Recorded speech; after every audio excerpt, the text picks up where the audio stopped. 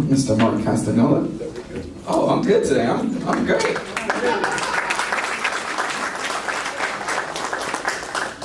Thank you very much for the invite. By the way, the property in Alhambra 222, it's a steal. I know you're going to get a lot of backup off from this one. Thank you. Actually, I want to start by thank you, Susie, actually, for inviting me today. Give me a great opportunity to share with you a little bit of what's happening in Alhambra. I give you a little bit of a window of the economy that we have. So really the theme of the talk discussion today, and I'm going to be taking questions at the end of it, is really what's going on in Alhambra. And I'm going to be looking since the end of the recession. I know everybody was suffering from the Great Recession in 2008, but we have since very well recovered, and we are pretty much at a very stable economy right now, which gives us a little bit of a stability in order to make very reasonable forecasts in the future. So I'm going to give you some data going back to 2010, because really we're looking at right now about the last 8 years since the economy has been more stable. So the biggest impact we've had actually in the past 5 years, 8 years actually, really was the elimination of redevelopment. And when the redevelopment went away, pretty much all the subsidy that we had, whether financial or real estate, also went away. We took away the opportunity we had to do large-scale redevelopment projects, as well as, most importantly, actually, the ability to do affordable housing. So let's look a little bit. I'm going to give you a little bit of an overview of what's happening in the residential and the commercial market today. In terms of multi-family residential, the Alhambra market actually is producing a lot more for-sale condominium rather than rental unit, which is about the opposite of what we see in larger cities like Pasadena or Glendale, which are producing actually a lot more rental than condominium for sale. Since 2010, we have produced about 330 rental units were built, and as opposed to we had about over 700 units for sale condominium built. So that, sorry about that. So the rental market actually that we have is actually mostly targeted to the millennial population, the millennial generation, and the units actually have very small very small living quarters with shared amenities. Usually what we have is an open floor with a wall that has a kitchen, a very small dining area around the counter, a very small living room, which is really meant to watch TV, but it's really not meant for entertainment. The large area in the unit is really dedicated to the bedroom, with each, if you have a 2-bedroom unit, then each bedroom is going to have its own closet, its own bathroom, but that's really all the space there is. What there is actually usually the social life in this complex has really happened in the communal room, where people actually, they can find a gym, a spa, a pool room, TV room, etc. And this is where really the tenants actually, where they entertain, they do work, and they interact and socialize among themselves. It should be also noted very importantly actually that out of all those units that were built, we're talking about 1,000 units for the last 10 years, only about 50 of them were dedicated to were actually affordable housing units. And mostly actually those units were built for low to moderate income, and also for restricted to senior living, senior housing. So when we talk about the affordable housing market, and when we're talking about the affordable housing, we have to look about the affordable housing in true term, about HUD term, but also about what is a reasonable rent, reasonable housing. Again, we have to think about the impact that the elimination of redevelopment had upon us. And with the lack of subsidies that we had, the cities can no longer support larger redevelopment projects as well as affordable housing project. When you look at the construction costs actually have not changed. When you talk about acquiring some land, assembling the land, and actually building a project, those have not changed, whether you talk about market rate product or whether you talk about affordable housing product. So at the local level, what do we have left in terms of subsidies? Well, all we have is really is customer service. You know, what we do, we can assign a staff to hold a hand to the developer and make them walk through the process, which is usually complex. And also what we can do is do some expedite plan check, but that's about it. And also at the state level, I think traditionally a lot of developers rely on tax credit to do the affordable housing product, but tax credit are really shrinking right now. And actually there was an article in the newspaper on Monday of a developer in Santa Ana who tried to do some affordable housing product using the state tax credit. And since the beginning of the year, the value of this credit has been reduced by about 11%, and the developer actually could no longer do the product and actually just walked away. So the tax credit becoming very, not really a good value to do this project, and at the local level, at the city level, we don't really have anything anymore to do like large redevelopment project or even affordable housing. So now we look at the market rate. In terms of the market rate for multifamily, the property owner actually are really benefiting from a steady rise in property value and the rise in rental housing prices, which account for about 60% of the housing stock in Alhambra, has really affected the long-time resident as well as the new incoming younger population. Since 2010 again, we have seen a series of quality residential projects being built. Just in Alhambra alone, we had the Alhambra Place, which was 260 units, the Casita de Zen, about 92 condominiums, the Marcus Main Street Collection, about 88 condos, Alhambra Pacific with 120 condos, etc. And we have a series actually of new projects in the pipeline projected for the next 5 to 7 years. And some of them actually, one of them is what we refer to as the Monterey Bay Square, which is about 62 condominiums, and of course the Radkovich project. I don't know if you guys have heard of it, but we're planning about 1,000 units over the next 10 years. And out of this 1,000 units, there'll be about 50% about condominium and 50% on the rental market, being rental. But the greatest difficulty there is in building this project is, of course, the shortage of vacant land and also the cost of the assembly of the land and the construction and the construction costs, which are really a handicap to meeting the local demand for housing. In terms of single-family detached product, the numbers actually are very low. In the last 10 years, we have only built about 72 units, 72 new single-family homes since 2010, which is very small compared to the number of units built on the multifamily sector. And mostly, again, the same reason, the lack of vacant available land. What we've seen, on the other hand, actually a steady increase in the number of accessory dwelling units.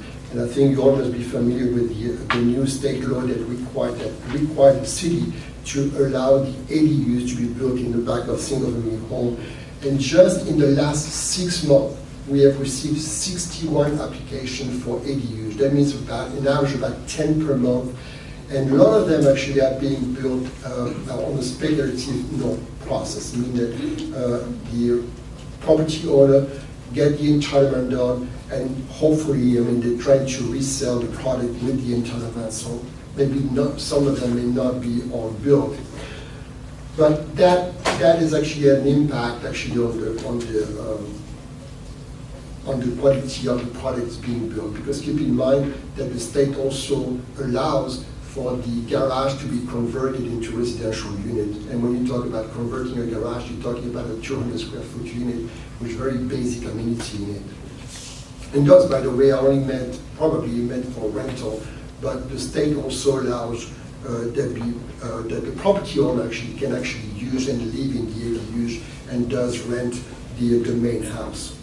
Now, on the commercial side, we look at the existing national chain like Costco and Target, and those two companies actually are expanding. We have had some application at the city actually to expand some of the Costco and the Target, so those are doing fairly well. As well as some local company. We have Lamy Coffee. I don't know if some of you are familiar with Lamy Coffee. They're based in Alhambra, as well as e-bike, which does a very good product. And those two companies actually are expanding and looking for some more storage facility to expand. The auto road that we have, all the account dealers that we have actually are doing fairly well. We have a Toyota dealer which actually is going to be building a brand new facility, a brand new dealership, taking down the old one and putting a brand new one. And we have BMW also BMW will be expanding in the next couple of years. We are processing the application right now. But again, Main Street, which is a traditional auto road where all the dealerships are located, the biggest handicap we have, again, is the lack of space. We don't really have any additional large lot to accommodate any new dealership that we want to come to town. So that's going to be a challenge actually in the future if we try to attract additional dealership to provide more services.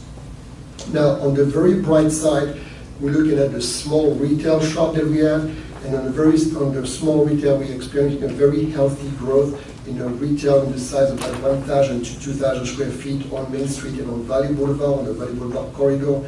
And this is mainly due to a very good turnover of all businesses to new businesses.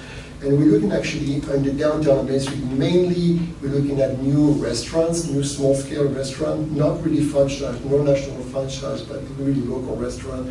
And we've had, I don't know if you guys have experienced Buddha Belly, Los Amigos, Next Republic, which are very good places to go for lunch.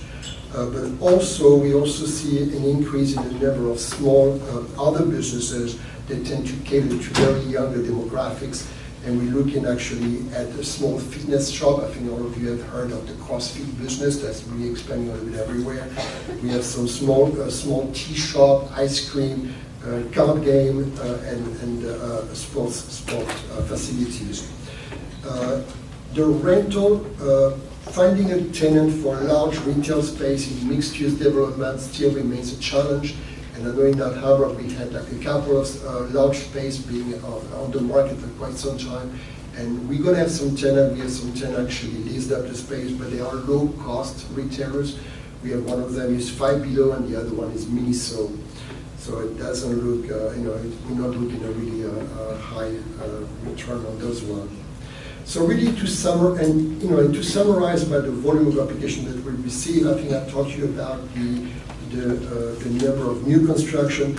Really the biggest volume we've had in the last 5 years was really in terms of like remodeling and new addition. And when you look at the residential, if you think that we only had about 72 new single-family homes being built, however, we had about 2,000, actually over 2,000 additions and remodeling of single-family homes.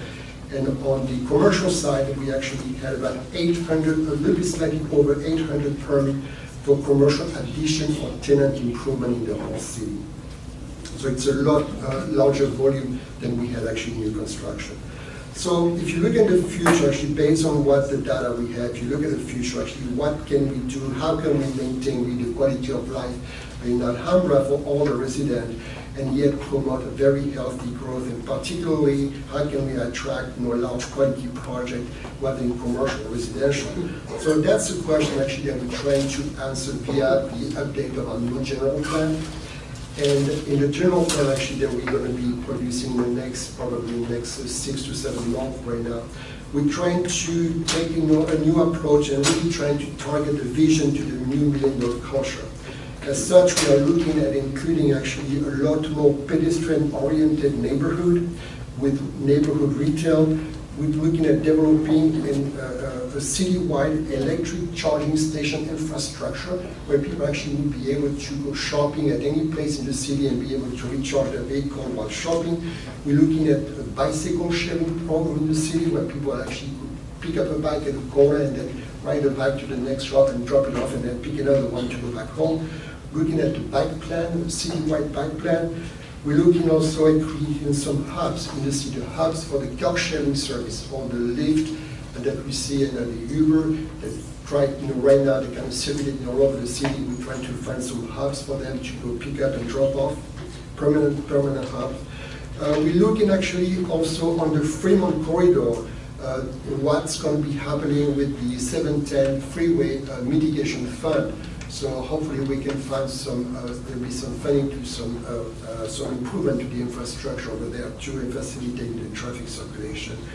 And also, lastly, actually, we're looking has some major open space and recreational opportunity for included within the residential product as well as the commercial product.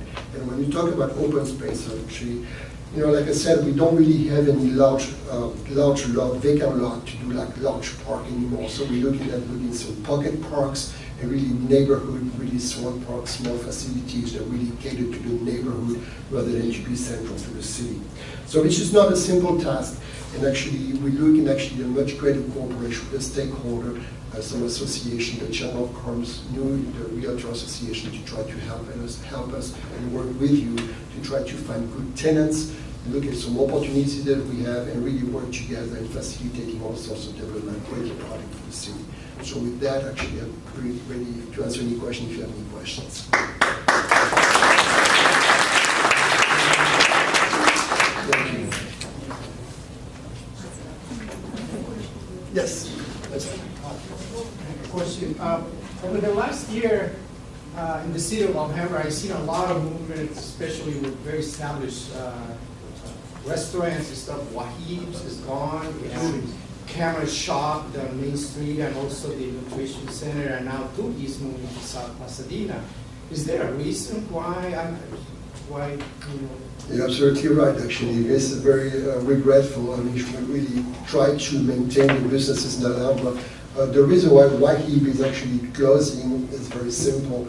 The family is retiring, and there's no succession to take over the business. We've talked to them, and they just want to retire and done with the business. Now, with regard to Tui is a different story. Tui actually looked at some other location in the city to try to keep them in the city. Unfortunately, they did not have. They wanted to find a space with a kitchen, about very similar size than what they had already right now on Huntington, and we could not find a similar facility with an existing kitchen in town. The reason why they're leaving is just basic economics. I think their rent was increased, and they just could not bear the burden of the new rent. The Camera Shop and the Nutrition? The Camera Shop, I think, is much simple. It's just a turnover business. All those businesses like this, if they come to us, actually, we do have a person at the city to help identify new location for those businesses. If they try to relocate within the city. If not, I mean, we really try to do as much as we can to hold their hand and try to help them navigate the process and stay in the city. But most of the time, actually, when those businesses are closing is because they just cannot compete with the online market. They cannot compete with the Amazon.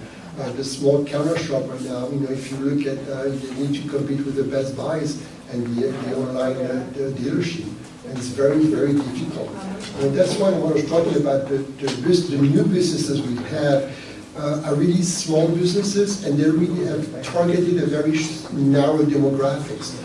They're really looking at either for the restaurant base, we're looking at the lunch crowd, some of them actually, or the evening crowd.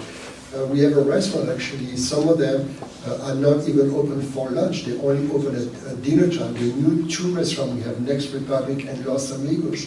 And Next Republic is only open in the evening dinner, and Los Amigos is only open 4 days a week for lunch. The rest of the time they close for lunchtime.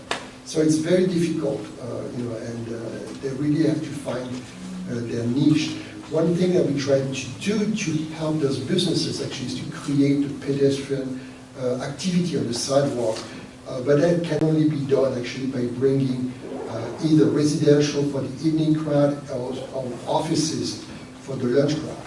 And again, the same problem, the lack of space. So we need to go vertical.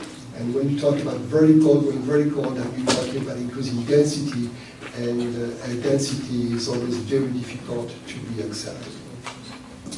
Okay, Mr. Castagnola, Lee Lieberg, a lifetime resident of Alhambra, thank you for coming out today to speak to us and tell us what's going on. One of the things that we are concerned about is there's a group of citizens that go to the council meetings that are loud and boisterous and dress up. They look like clowns or trees. They really don't represent the majority of residents in Alhambra. One of the things that we pride ourselves on is our looking out for property owners' rights and as well as our industry. So we want you to know that you've got a counter group to that group here, and a couple of things that the historical. I know that I went to see a presentation at the library. That was probably about 3 months ago, maybe. December, yes, just Yeah. before the holidays. Before the holidays, and you did a nice job. But again, we're for property owners' rights. We know that there's a balance there. We would be in favor of a voluntary registry for the housing historical, and we would be opposed to any additional layer of red tape that property owners have to go through to get a building permit, to do an addition, or to for plan check. As it is, we already have the design review and we have the planning commission. We would rather see something maybe incorporated into one of those. But anyways, thanks again for coming out. Yeah, thank you for those remarks, actually. And with regard to the public comments at the City Council, actually, I would encourage, these are public hearing open to everybody, and all sides are being heard. And I would encourage, actually, if you think that you want to support some project, actually, to go and voice your opinion or bring some neighbors that may share your value. And with regard to the historic preservation, actually, I think what you just mentioned is probably the direction that we're going to be heading to. There is the greatest benefit of being on a historic register is really the tax incentive, like the Mills Act, for example, or even some of the state tax credit also available for historic preservation for innovation. But you're right. I mean, I don't think at this point we're looking at a designation without some voluntary, contribution from the property owner. That's what we might be looking at.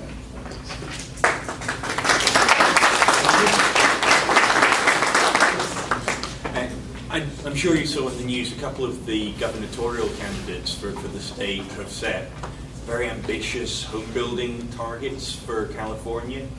From a city's point of view, if you had the candidates in the audience today, what would you say to them that would help a city be able to add more units?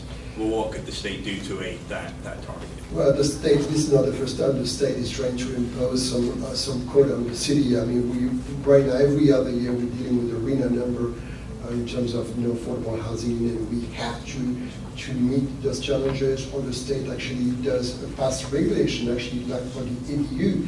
And the ADU's regulation actually is to allow to increase the number of rental units in the city and bypassing the city process. Those regulations actually do not really take into consideration the local context and the local concerns. We have a city, a mid-sized city, and with a certain quality of life, and I think that's really the primary goal, to maintain that quality of life. Still promoting some growth, still allowing some growth, but really at a reasonable rate, and something that's really compatible with the existing context and structure and the environment that we have. Thank you.